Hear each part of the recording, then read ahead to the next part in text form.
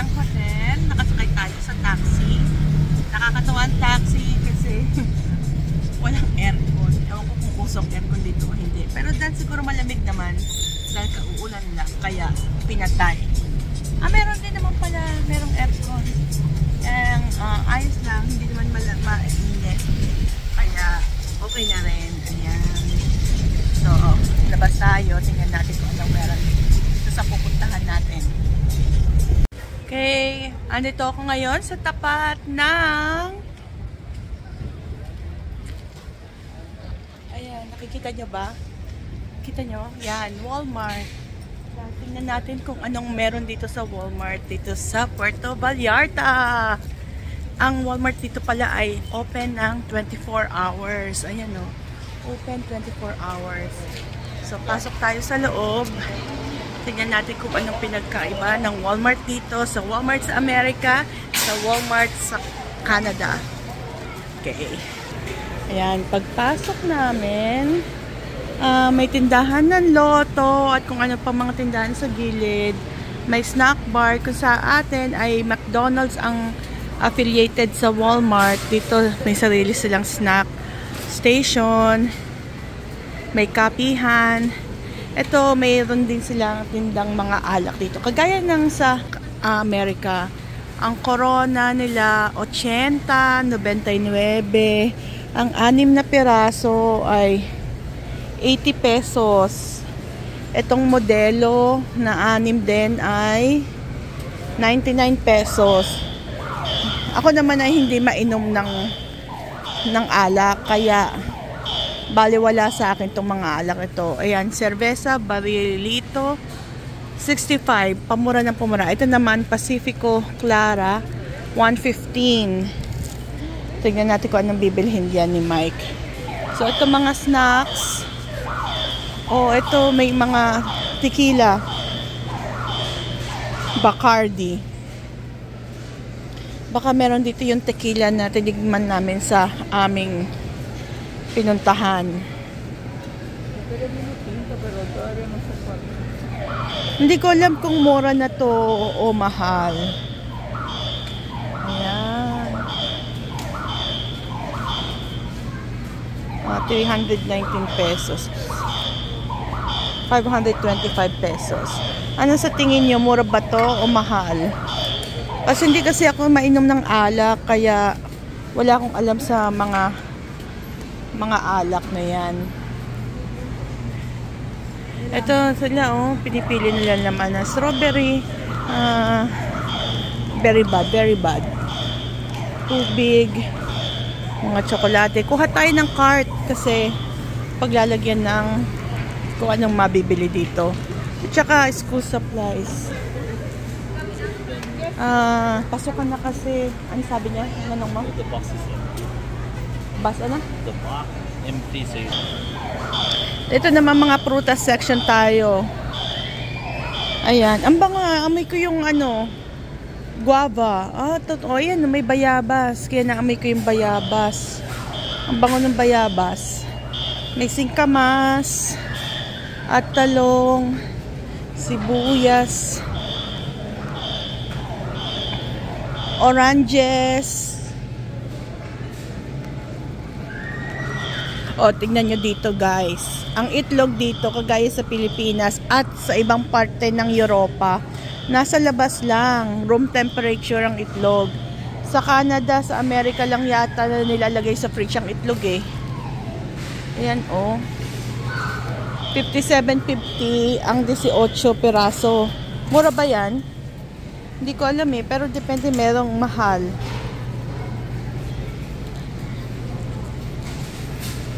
Ano pang meron dito? Saging, kamatis, yung layout ng kanilang produce section, halos pare-pareho lang naman. Ubas.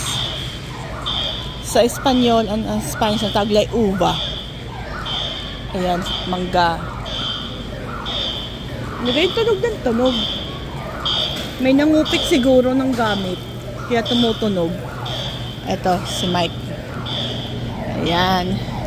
Ako'y dala sa pagbili ng mga strawberry na yan. Kasi akala mo matamis pero hindi pala. Mapagling lang. Ito. Actually guys, ang dinayo ko dito ay supot. Kailangan ko ng supot or ng bag para bukas sa tour. Eh, narito na rin lang naman. Eh, di tignan natin kung anong matatangay pabalik.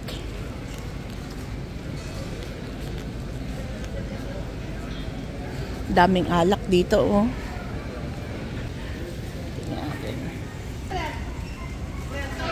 Ayan, mga Chivas, Jack Daniels, J&B.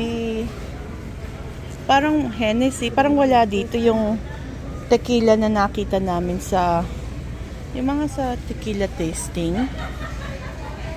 Hindi lumalabas dito. Baka ano lang yun, specialty sa mga nabibilhan. 160 Corona. Magkano tong isang ganito? 12.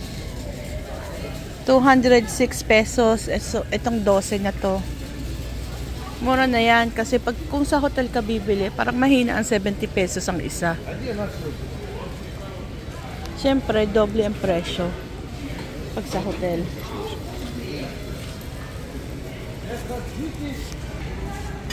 Ito, si Mike. Ang kanyang kinuha ay yung Corona na light. Bakit light? Bakit light? Para daw hindi mabigat. Okay. So, tingin naman tayo ng mga chichirya. Ito mga chips.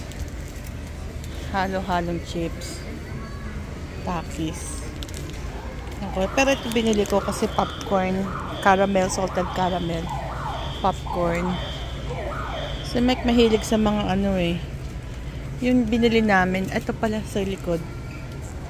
Ayan. Ayan. Itong Cheetos na to. Wala na to sa ano eh. Sa Canada. Kaya. Ayan. Tapos kumuha si Mike ng alak. Ay, ingat sa ano. May limit tayo. Baka mag-over ng ano. Anong kinuha mo? Okay lang, tigisa. Ito yung tinikman natin, tequila reposado. Ayan. Ayan, so kumuha kami ng 3 tequila.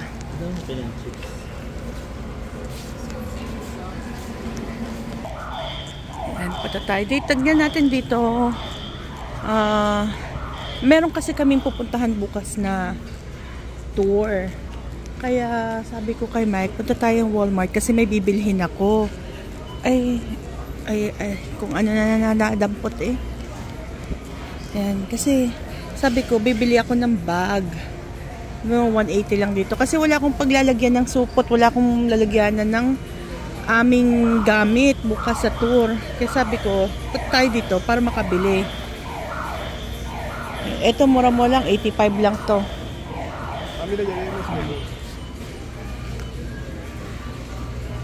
May mga souvenir na ganyan. Ito, okay na itong mga ganitong bag lang naman ang kailangan ko. Then, like, really, hindi ko naman igagamitin yan for everyday. Ay, pamamalengke lang. Ayan, oh. Tignan natin. Nakakuha na ako ng bag, pero titignan ko, pipiliin ko pa kung alin doon ang kukunin ko. Ngayon, punta tayo dito sa mga toiletries section. Punta tayo sa mga sabon. Kasi may nagustuhan si Mike na sabon dito sa kanila. May nagustuhan nga rin ako dito ano eh. Last time, yung conditioner. Ang ganda sa buhok. Asa na yun? Tignan natin. Ito, si Mike nakita niya yung kanyang hinahanap. Ito ang kanyang gustong sabon na Macquiao si Cervantes. Wala ba? Ito oh, nakapak oh. Ayan oh. Diba? 2 for 120. Ilan ang laman yan? 4. Oh, 60. Magkano yung isang yon? Oh. Ito yung nagustuhan niyang sabon kasi Heno de Pravia. Mabango nga naman yung Heno de Pravia na yan. Ayan, dito tayo sa candy section. Chocolatera, KitKat Kisses.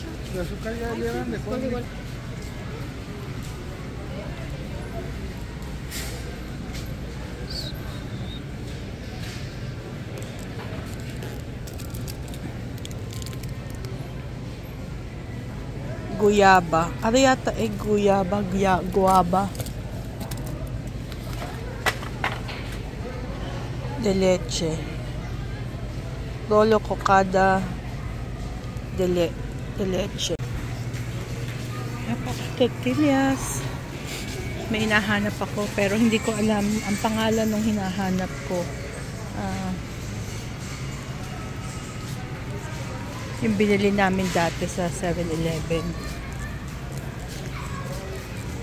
Wala, hindi ko makita. Wala yata. Ito yun. Hindi ko yun kasi alam ang tawag eh. Tingin tayo ng sombrero.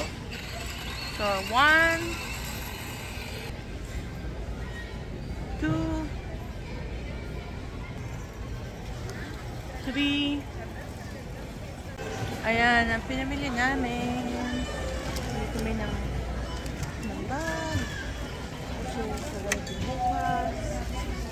Tapos, alak. Pinamili kami ng sombrero. At saka sabon. Yan. Ito na yung mga alak na binili namin. Nilalagay na sa kahon. Tapos, isa-isa. Ang ginawa, kinuha namin yung kahon sa loob. Tapos, ito, dito sa customer service namin, kinuha. Yan, 3 tequila. Ayan. Tapos na, tumunog na naman. Bakit na naman tumunog? Yan, tapos na kami mamili dito sa Walmart. Babalik na ulit kami sa aming hotel. Nakakagulat naman itong tunog na ito eh. Ayan, teka, i-check pala nila dito ang ticket. Buti na lang hindi ko tinapon. Ayan, sine-check na security. Parang sa Costco, kailangan i-check yung mga pinamili mo. Tugma doon sa resibo. Ayan, dito may taxi stand siguro. Taxi stand siguro to. Magta-taxi kami pabalik sa hotel. Mabilis lang naman kami. May Sam's din pala dito, Sam's Club. Pero I think, kasi sa Amerika lang yan, I think kailangan mo ng membership. Eh, wala kami nun. Kaya okay na kami sa Walmart. Ito na yung taxi namin. Dito na kami, nakabalik na kami sa hotel. Mabilis lang kami nag-Walmart. Isang oras at kalahati. Hindi, isang oras. Tama, isang oras at kalahati kasama biyahe. At ito, ang aming pinamili. Ayan, pinamili namin sa Walmart. 3 bote ng tequila, 6 na lata ng Corona. Ilang sabon yon? 4 times 4. 16 na peraso na Heno de Pravia. Tsaka mga sitseria. Ayan. So, dito nagtatapos ang aming Walmart tour. Bukas naman ulit. Magna-night swimming daw kami. Mukhang maganda na. Tapos na yata umulan. Kaya okay na. Pwede na ulit magbabad. So, ito. Ayan. Alright. Magandang gabi sa inyong lahat. Bye!